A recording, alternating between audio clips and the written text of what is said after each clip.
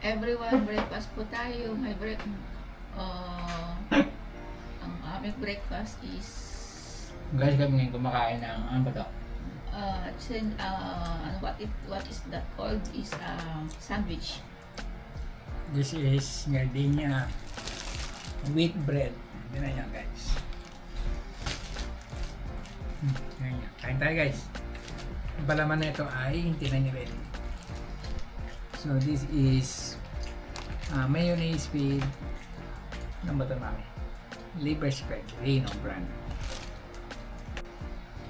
And then my coffee is this one. Bonivita. This is what? Bonivita. Bonivita. 8 in 1. Coffee mix. Guys, napaka-rare na itong experience ito kasi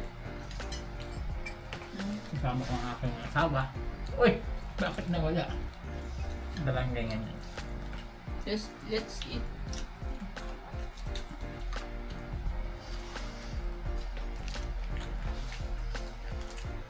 Ngayon ay bagyong uwan. Makain na kami ito guys.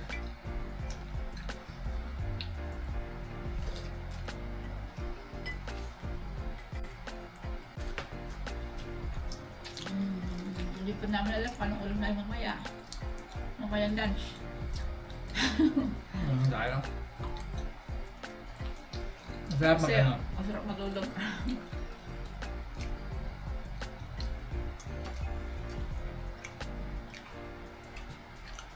Dati yung yung Lendang Bagyo nun, no? Katong ba yung bayabas doon sa di ba? Ganda. Hindi ko. Doon sa atin, di ba? May bayabas. Victoria. May bayabas atin doon sa kanila. Tapos sa atin meron din. Kung ba yun? Glenda, no? Tumatak yung pangalan na, Glenda. Katong may. Ano ba ba yung mga matataas? Tapos walang Yolanda, tubig. no? Tatlong araw walang tubig. Yolanda, Glenda. Ano pa? Mandoy. Undoy. Kung bata tayo, anong mga bagyo? Kasi wala akong maalala. Kasi wala kami naman news na TV na. Oh, di pa naman masyadong ano, no? Social media, no? Hindi kami nakakapakalinig ng mga news na. Sa awat tulong na. Wala kayong TV? Wala. Bata kayo?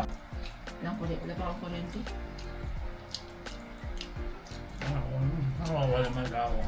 At malalaki na kami, wala pa kami kuryente na. Wawa naman.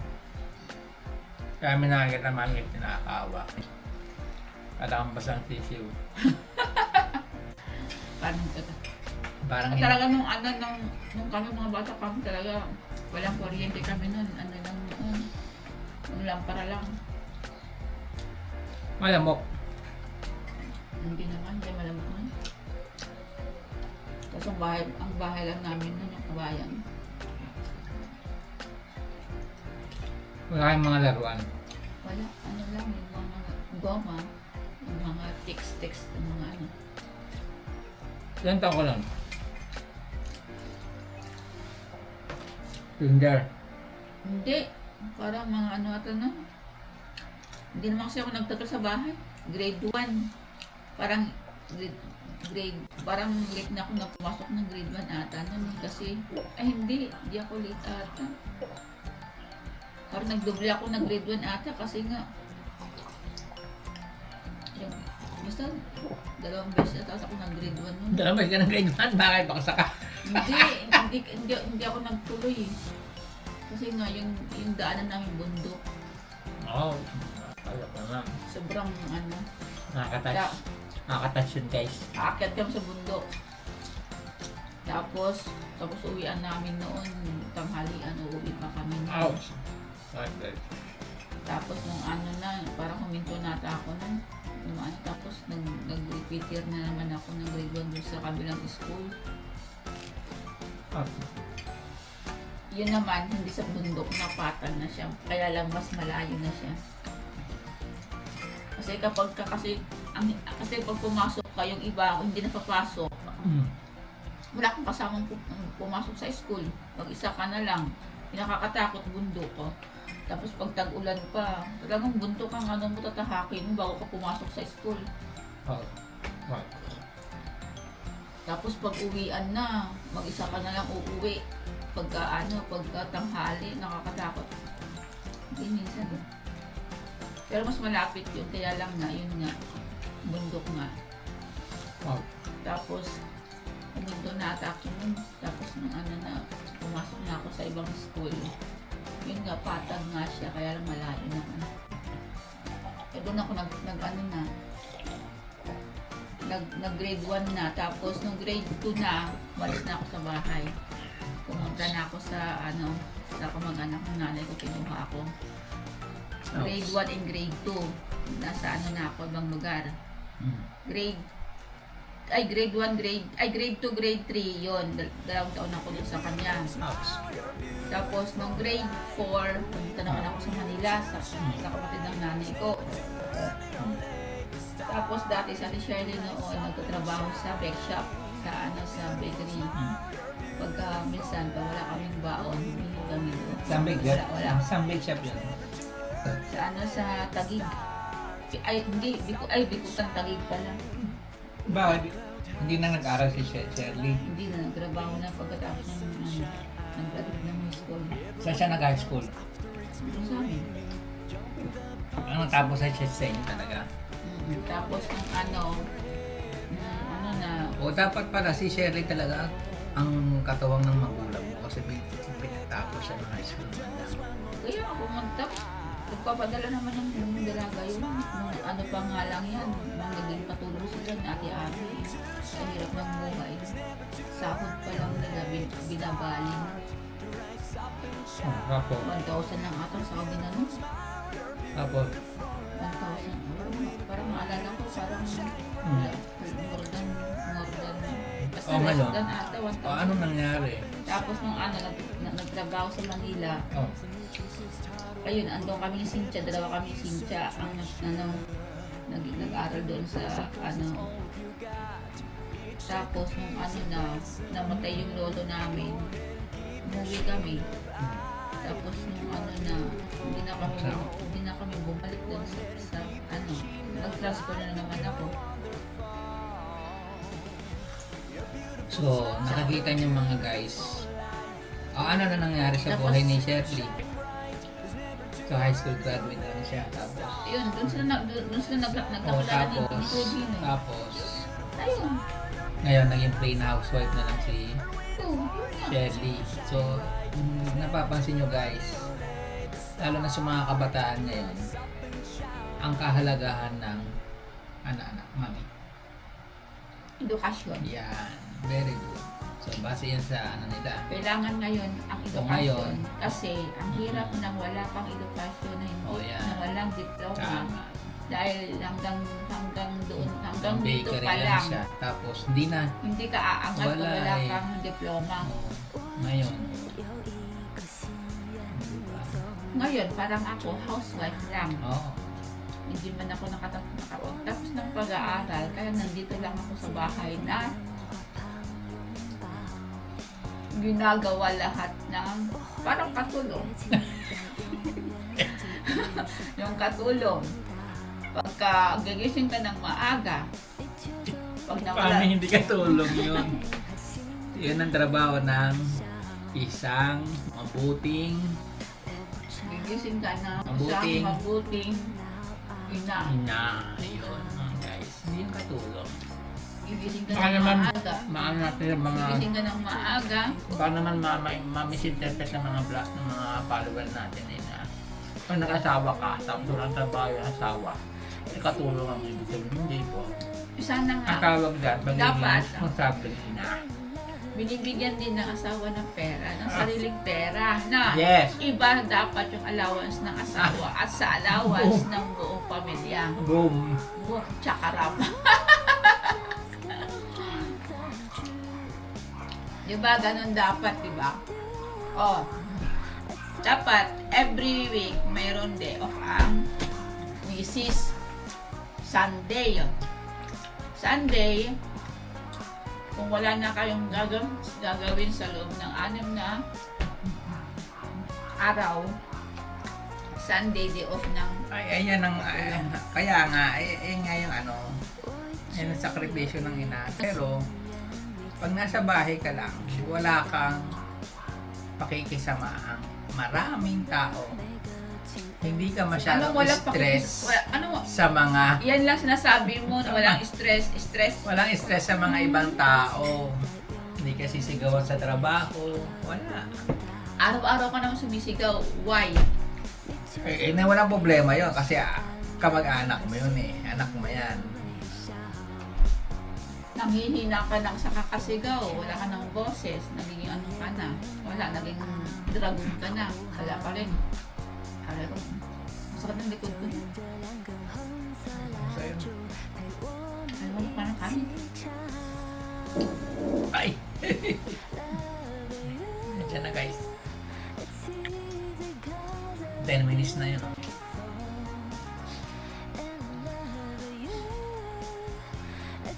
Kaya mahirap maging isang housewife. Yes. So, Maging isang or in short, ina. kahit na hindi ka pa Kaya kayo mga kabataan, ayan. huwag kayong mag-asawa na kayo ay walang trabaho na Yes. umaasa pa rin kayo sa magulang Oh, ninyo. paano kayo magkakatrabaho na maayos?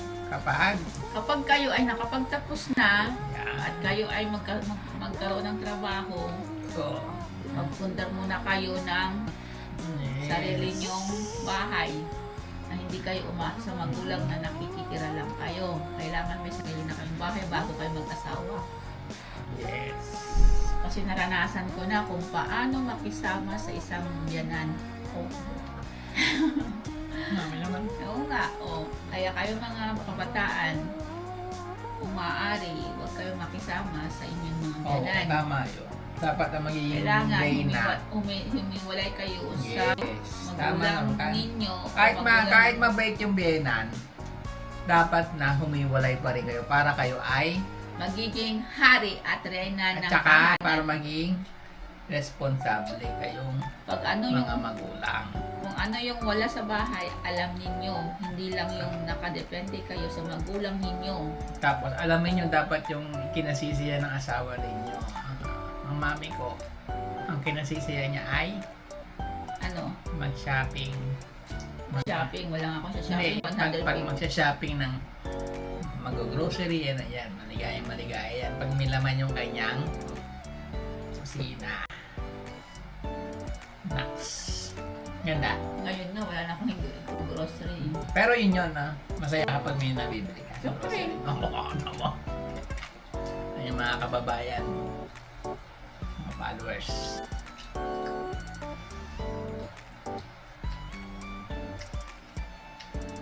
Ang mga asawa, ganyan na naman ang kaligayahan.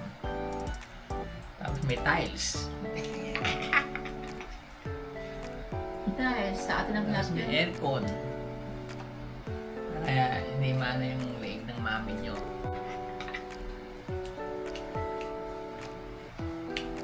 Ano yung gusto na? Opus na? Hindi, kinagatan. Nakadalawa na ako, dalawang ganyan. Tapos ito. Pangatlo yan? Oo, pangatlo. Tako Kinagatan. ah. Ako na. Wow. Hindi na ako kahit ang muli. Yan. Ako din, ayaw ko na din. Maraming kanin dyan si Jajam eh. Ayaw kasi nung kanin, puro kanin lang tayo.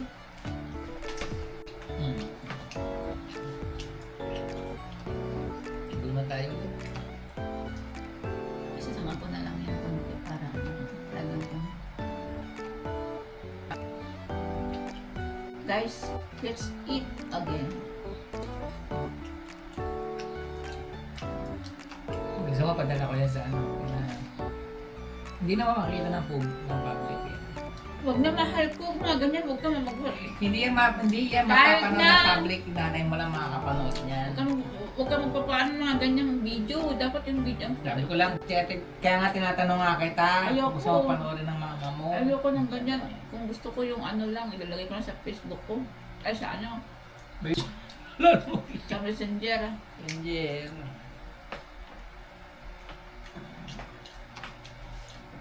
Kaya mo lang baka maging milyonaryo. Vlogger. Wala nang palaman. Kaya nga mahal ko. Ano palaman ko? Hindi ako content.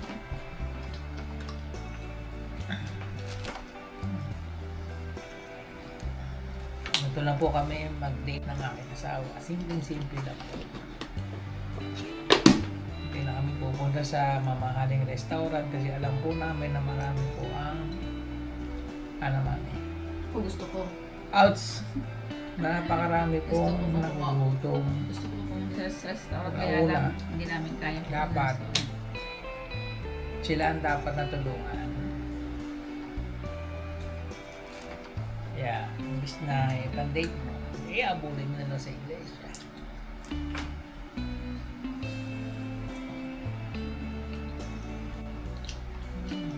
Total, makakain rin man. Magkakaroon rin naman ng laman yung tiyan mo. Kahit simpleng pagkain, kahit masarap na pagkain, may laman pa rin yung tiyan mo. Kami na, ano na siya, sobrang na. Wala yan, isang oras nga yun. Kung nibalik yan ah. Pero kung nibalik, Wala ginanip pa. ka. Anong wala pa? Wala, ganyan lang, oh!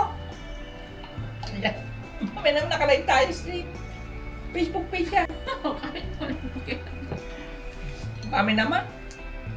Eh, Ano naman. naman? Yan guys, yung mga asawa na iiwasan ninyo, yung mga babaeng ganyan. Yung masyado Hindi, mapapanis kasi siya. nandidiri siya laway ng Oo. Ayoko na mamili ng ganun ilagay. Alam man, kasi ano, hindi, iniwas mo na, kaya ata napapanis yung mga Papanis! Kasi yung ganyan. Ay, ganyan. Ganyan talaga Yun yun. talaga yung... Bakit? Tulog nga tayo ganito.